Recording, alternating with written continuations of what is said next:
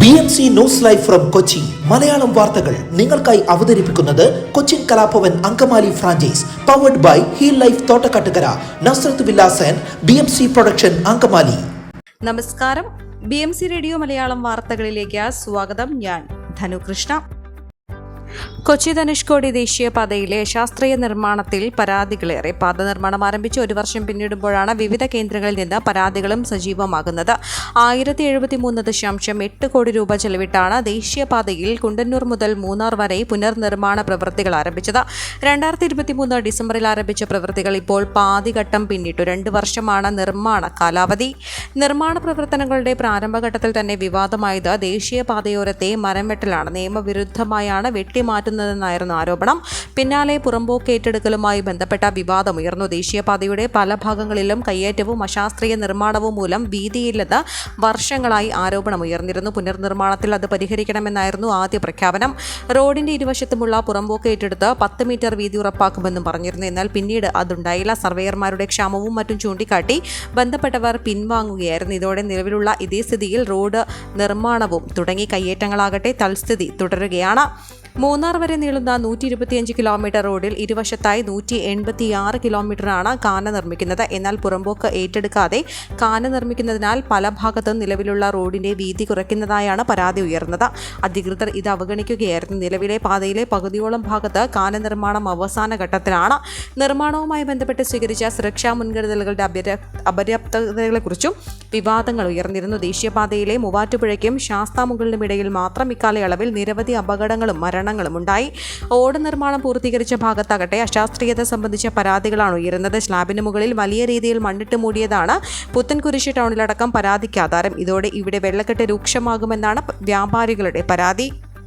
Market ഭാഗത്തെ കയ്യേറ്റ കച്ചവടക്കാരെ ഒഴിപ്പിക്കാനെത്തിയ വനിതാ ജീവനക്കാർക്ക് വധഭീഷണി. മാർക്കറ്റിന്റെ മുൻവശം മുതൽ സീമാസ് വരെയുള്ള സർവീസ് റോഡിലെ കയ്യേറ്റക്കാരെ ഒഴിപ്പിക്കാനാണ് നഗരസഭ ആരോഗ്യ വിഭാഗം ജീവനക്കാരടക്കം എത്തിയത്. ഒരു വനിതാ ഹെൽത്ത് ഇൻസ്പെക്ടറും 2 വനിതാ ജൂനിയർ ഹെൽത്ത് ഇൻസ്പെക്ടർമാരും നഗരസഭാ തൊഴിലാളികളുമാണ് വാഹനങ്ങൾ ഉൾപ്പെടെ എത്തിയത്. ശനിയാഴ്ച രാവിലെ 8:30ഓടെയാണ് സംഭവം.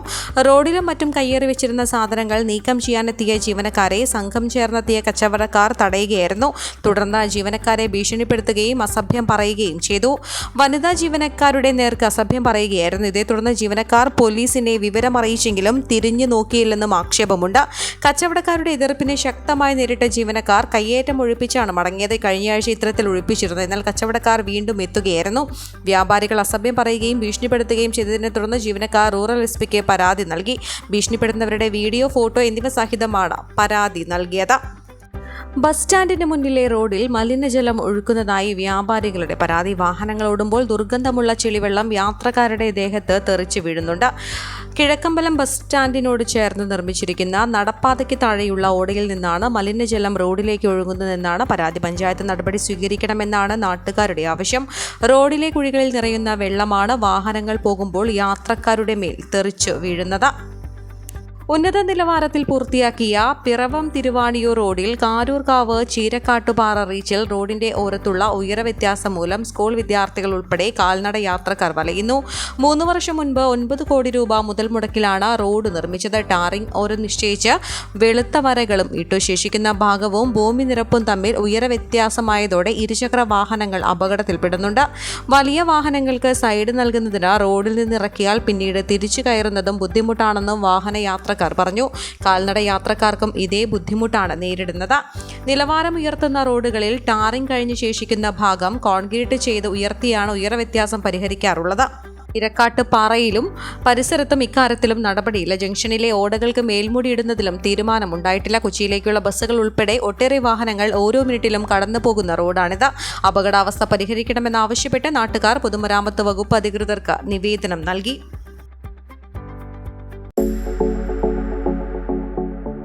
കോവിഡാനന്തര കാലഘട്ടത്തിൽ ജീവിതശൈലി രോഗങ്ങളുള്ളവർക്ക് സന്തുലിതമായ ആരോഗ്യ പരിപാലനത്തിന് ആലുവയ്ക്കടുത്ത് തോട്ടക്കാട്ടുകര ജംഗ്ഷനിൽ ഹീൽ ലൈഫ് തുറന്ന പ്രവർത്തനം ആരംഭിച്ചിരിക്കുന്നു.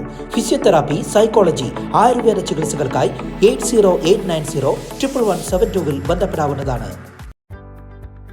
പുത്തൻകാവ് കാവുന്താഴം ശിവക്ഷേത്രത്തിലേക്ക് ക്രെയിൻ ഇടിച്ചു കയറി. ക്ഷേത്രത്തിൽ വന്ന കേടുപാടുകൾ തന്ത്രിയുമായി ആലോചിച്ച് തിട്ടപ്പെടുത്തി തുടർ നടപടികൾ സ്വീകരിക്കുമെന്ന് ക്ഷേത്രം ഭാരവാഹികൾ അറിയിച്ചു. ക്ഷേത്രത്തിൽ ശിവപുരാണ പാരായണം നടക്കുന്ന സമയത്താണ് അപകടം. ഹൈക്കോടതി വിധിയുടെ അടിസ്ഥാനത്തിൽ ക്ഷേത്ര ആവശ്യത്തിന് മാത്രം ഉപയോഗിക്കാനുള്ള കാവുന്താഴം ശിവക്ഷേത്ര മൈതാനത്ത് അനധികൃത വാഹന പാർക്കിംഗും ഡ്രൈവിംഗ് പഠനവും പതിവാണെന്നും ക്ഷേത്രം ഭാരവാഹികൾ കുറ്റപ്പെടുത്തി. രാത്രികാലങ്ങളിൽ വാഹനങ്ങളിലെത്തി മദ്യപാനവും ലഹരി ഉപയോഗവും ഇവിടെ നടക്കുന്നുണ്ട്. പോലീസിൽ പരാതിപ്പെട്ടിട്ടും യാതൊരു നടപടിയും ഉണ്ടായിട്ടില്ലെന്നും ക്ഷേത്രം ഭാരവാഹികൾ പറഞ്ഞു. ഈ വാർത്തയോടുകൂടെ BMC റേഡിയോ മലയാളം വാർത്തകൾ സമാപിക്കുന്നു. നന്ദി, നമസ്കാരം.